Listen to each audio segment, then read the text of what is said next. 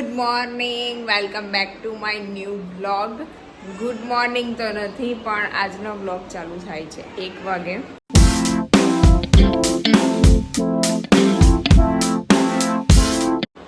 અને આજે છે ફ્રાઈડે, અને ફ્રાઈડે અમારો રિલેક્સ ડે છે, કારણ કે આજે વૈષ્ણવીની એક્ઝામ પણ પતી ગઈ છે અને વીકેન્ડ્સ આવી રહ્યું છે. એટલે વીકેન્ડ્સ હોય ને એટલે બધાનો અલગ મૂડ હોય. તો આ વીકેન્ડમાં લો ગાર્ડન જવાની ઈચ્છા છે. 1-2 ચણિયા ચોળી લઈશું, જોઈએ કેવું કલેક્શન છે. જો કે લાસ્ટ યર વિહાન આવવાનો હતો એટલે મેં લીધેલી ને એ જ નથી પહેરી. એ બધી 2-3 કોરી પડી છે. અને શું છે દિયાનભાઈ ને અહીંયા? હા, શું છે?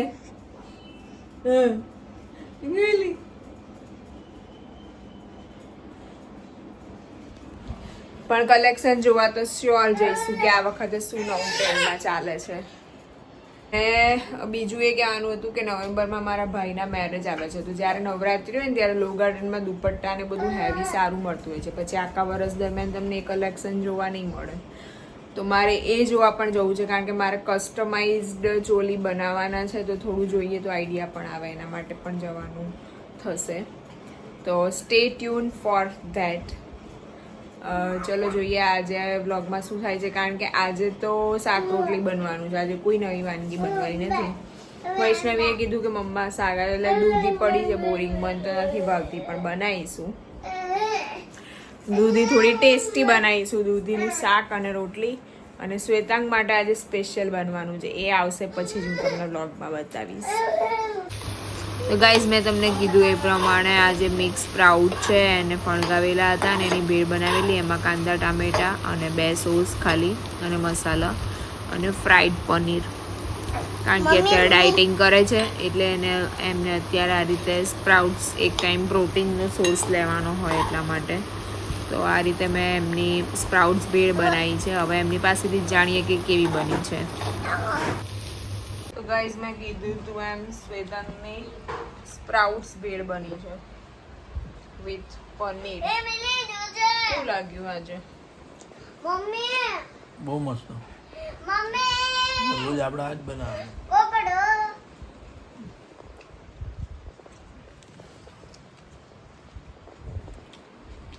આજે બંને પિંક મેચિંગ કર્યું છે, બાલુડા હોય. આટલી ક્વોન્ટિટી બરાબર છે. 100 ગ્રામ પનીર નાખ્યું. આખો ટુકડો એ 200 ગ્રામનો છે. અડધો નાખી દીધો તમારામાં, હાફ.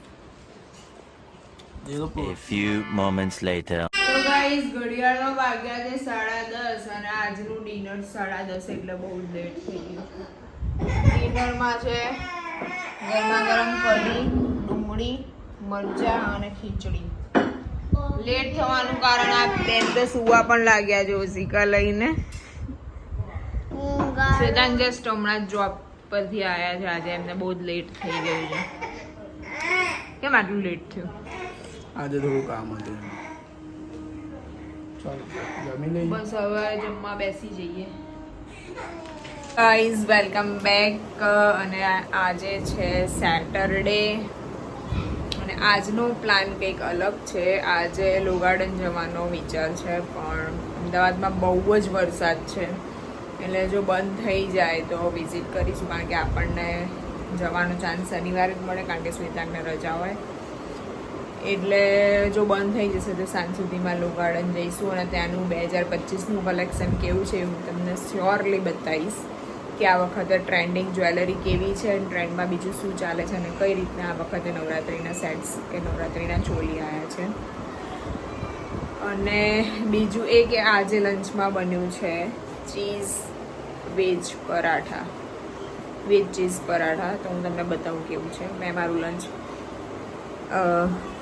બાકી છે હજી કરવાનું, એટલે કરતાં પહેલાં તમને લોકોને યાદ કરવા જરૂરી છે. તો ચલો ગાઈસ, બતાવું તમને. તો આ છે veg cheese paratha with schezwan sauce and ketchup અને આપણા દેશી મરચાં. તો ચલો લંચ કરી લઈએ. મમ્મા ભજનમાં લઈ ગયા પ્લીઝ ના ભજન થાય છે પણ ઉપર હા આ બાજુથી અવાજ આવે તો ગાઈસ આવા બાળક જોયું છે મારું બાળક આવીને એવું કહે છે કે મમ્મા પ્લીઝ ભજનમાં લઈ જાઓ મને અમારે અહીંયા નીચે પાર્કિંગમાં ભજન થાય છે અને એનો અવાજ આવે છે એ સાંભળીને વૈષ્ણવી મને કહેવા આવી કે પ્લીઝ મમ્મા મને ભજનમાં લઈ જાઓ તને બેટા ભજનમાં શું કરવું છે ભજનમાં ગિફ્ટ મળશે ગિફ્ટ કે પ્રસાદમાં ચોકલેટ હા હવે ખબર પડી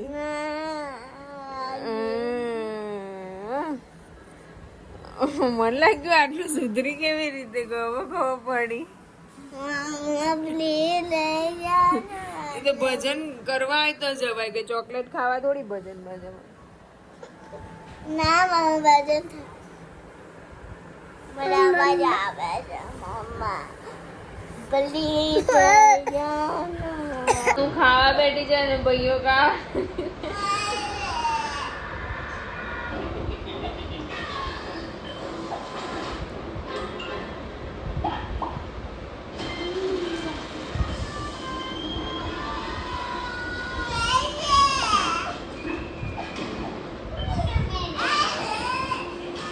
જો ગાઈસ વૈષ્ણવી અમે બહાર જઈએ છીએ શું લીધું છે જોઈએ 1 મિનિટ શું કરે છે ઓપન કરો તો ડોર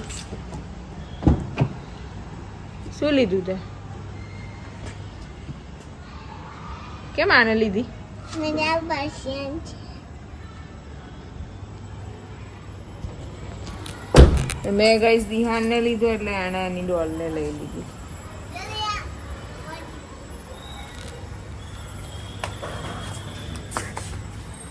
ચલો ગાઈસ હું મારી ઢીંગલી નહીં આજે જઈશું હવે પાછા ફરી એકવાર પાણીપુરી ખાવા માટે કારણ કે બહુ જ યાદ આવી ગઈ ને ઘરમાં બહુ જ કંટાળો આવતો હતો એટલે જવું તો પડશે જ એકચ્યુઅલી આ વખતે પાણીપુરી ખાવા માટે છે અને શ્વેતાંગ મારા પર બહુ જ ગુસ્સે થયા હતા કારણ કે અમે નીકળ્યા એના પછી રસ્તામાં છે ને 7 વાગ્યાનો જે ટ્રાફિક હોય ને એટલો બધો હતો ને કે પહોંચવા માટે બહુ જ સ્ટ્રગલ થઈ હતી શ્વેતાંગ આવી ગયા છે દહીપુરી ને પાણીપુરી લઈને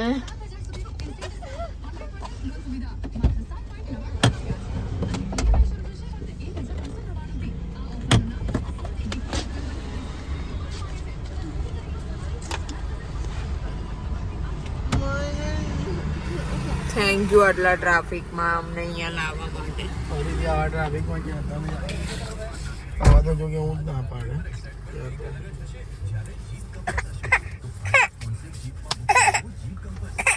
હા ચાલ